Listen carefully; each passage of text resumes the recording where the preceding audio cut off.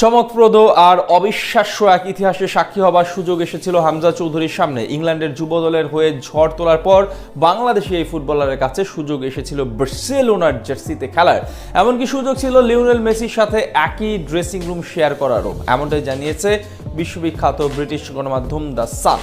English গণমাধ্যমটির রিপোর্টে বার্সেলোনাতে সুযোগ পাওয়া সহ আরো যা যা উঠে এসেছে নতুন করে তাই জানবো প্রতিবেদনে।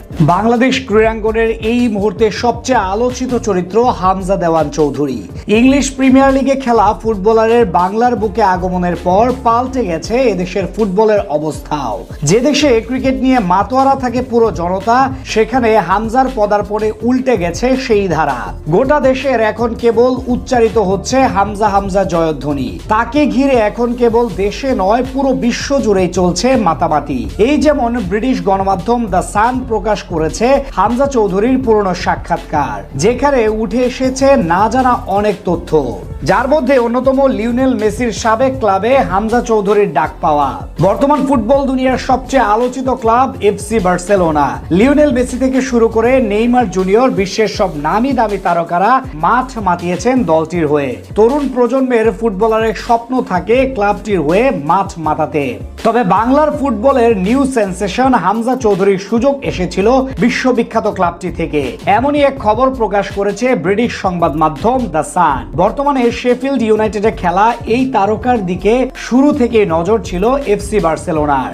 ইংল্যান্ডের যুব দলের হয়ে খেলার সময় এসেছিল এমন প্রস্তাব, যদিও শেষ পর্যন্ত আর ক্লাবটিতে খেলা হয়নি তার। একবার কল্পনা করুন, তখন ক্লাবটিতে গেলে লিওনেল মেসির সাথে একই দলের হয়ে খেলতেন বাংলার ফুটবলের রাজপুত্র।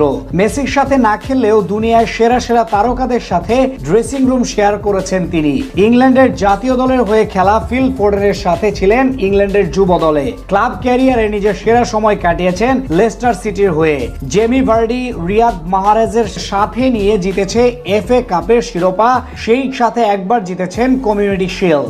বর্তমানে ধারে লেস্টার সিটি থেকে খেলছেন চ্যাম্পিয়নশিপের ক্লাব শেফিল্ড ইউনাইটেডে। সবকিছু ঠিক থাকলে আবারও প্রিমিয়ার লিগে ফিরতে যাচ্ছেন তিনি। তবে হামজা চৌধুরীর সব ভাবনা এখন জাতীয় দলকে নিয়ে। ইংল্যান্ডের বয়সভিত্তিক দলের হয়ে রাজ করলেও কখনোই জাতীয় দলের হয়ে প্রতিনিধিত্ব করা হয়নি তার। 25শে মার্চ ভারতের বিপক্ষে ম্যাচ দিয়েই লাল সবুজের জার্সিতে অভিষেক ঘটবে প্রিমিয়ার লিগে খেলা ফুটবলারের। হামজাকে জাতীয় দলের জার্সিতে দেখতে তর সইছে না এদেশের ফুটবল প্রেমীদের। সাধারণ দর্শকদের মতো একই অবস্থা হামজার নিজেরও। হ্যামিলনের বাঁশিওয়ালার মতো সুরের মূর্ছনায় পুরো দেশের ফুটবলকে জাগিয়ে তোলার প্রত্যয় নিয়েই এদেশে আগমন হয়েছে তার। 25শে মার্চ ম্যান ইন ব্লুদের বিপক্ষে দারুণ এক ইতিহাসের সাক্ষী হতে প্রস্তুত গোটা বাংলাদেশ।